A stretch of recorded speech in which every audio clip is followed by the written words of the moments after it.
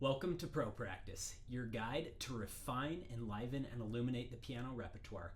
Today marks day 5 of the new ProPractice study series, where together we learn the Liszt Rhapsody No.2. This video is unfortunately the second time I have had to record it. And I actually recorded it a few weeks ago, and then I've been very busy with lessons and getting some things ready for a new album. So I have had a little more time to work on this than the first time I recorded it, but something went wrong with my microphone, so I do apologize. Day 6 is filmed in real time, and day 7 has to be re-recorded. So again, I apologize for any inconvenience this causes, but it'll just be like other ProPractice videos where I have tips ready to go for you. Okay, so we're gonna go from bar 250 to 314 today. That's where day 6 picked up on the following video. Here's day 5, okay? I'm just gonna read through this slowly for you. First couple lines.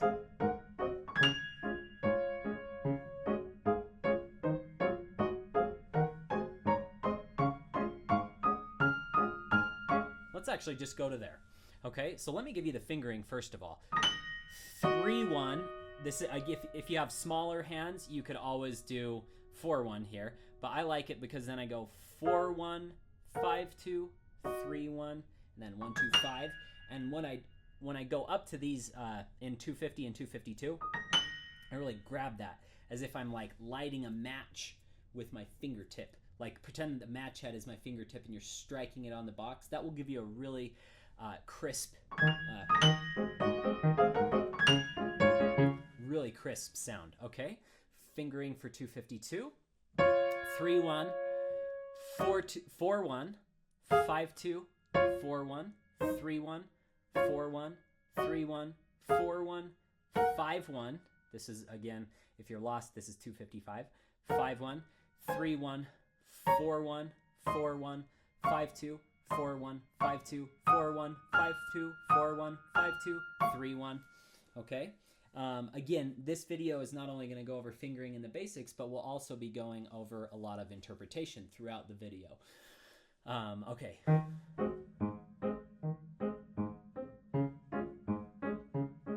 So again, I notice a pattern there. We're in G sharp 7 harmony, going to 1. This piece is actually, there's a lot of difficulty in it, but harmonically, it's actually not too challenging.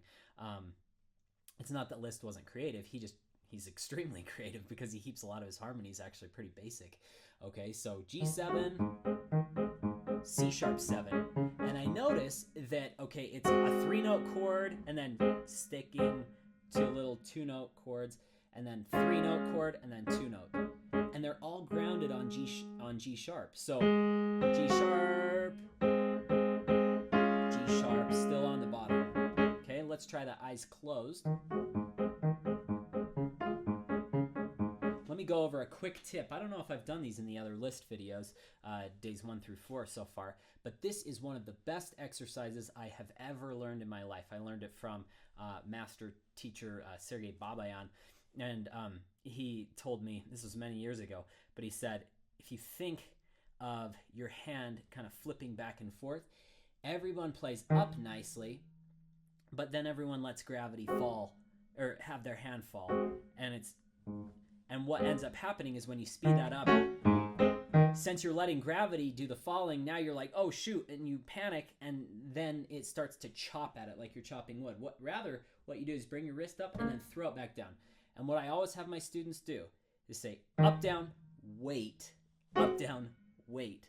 You're trying to wait on that key for a second before you play it. Because if you go, again, you're just going to be slapping at the key. What you want to do is you want to arrive at the key before you play it. And once you get used to this up, down, up, down, up, down, up, down, then you can do it faster, and your hand, you don't have to do the up down, you just move sideways basically. But what the up down does is it gets your wrists loose. Again, I had a lesson with this brilliant man named Robert Rue at Rice, and he said you have to think of your wrist as the 4th joint. So you have 3 joints in each finger, but then you have a fourth joint as your wrist. It needs to stay loose. One of the most common problems with tension is that people have tight wrists, and you can't have fluid technique. You couldn't play with tight wrists. Watch what happens. Your sound, it not only slows it a little, but your sound becomes cut off and tight, whereas you have total control over this. So let's apply it to here.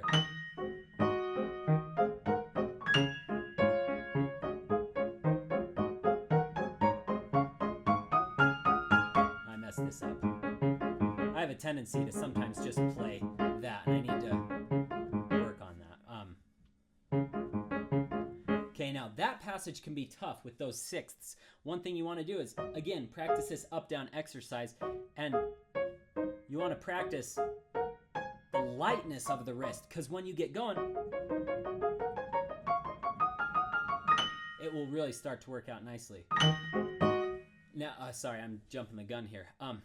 Another thing you can do is practice add-on from an end spot. I always like to work towards an end spot. So go to here in bar 258 and do it right before there. So I'm playing the last note of 257 going into the downbeat of 258. Okay, now.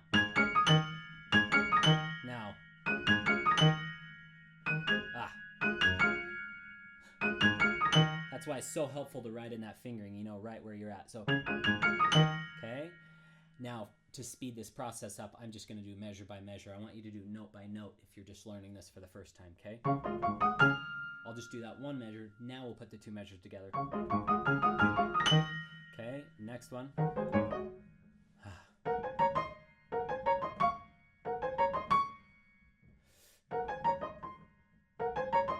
Okay.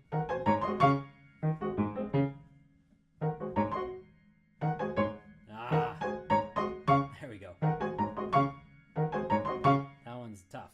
Okay, now.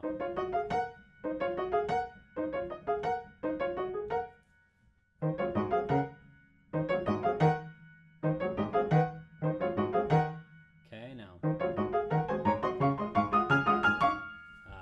Not switching there. Okay, let's go a little slower.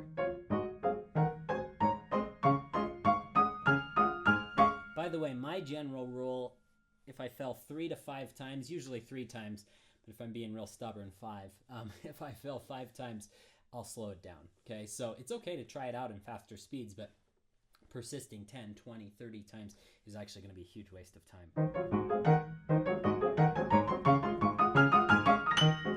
Okay, now moving on.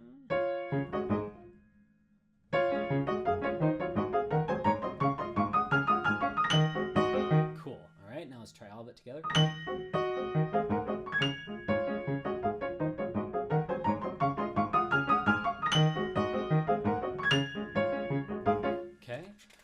Moving on, that'll be... Thank you so much for watching. If you'd like to view the rest of this video, or if you'd like to learn more about ProPractice, just click on the link on this screen or on the link in the comments section below. Thank you so much for your support of ProPractice.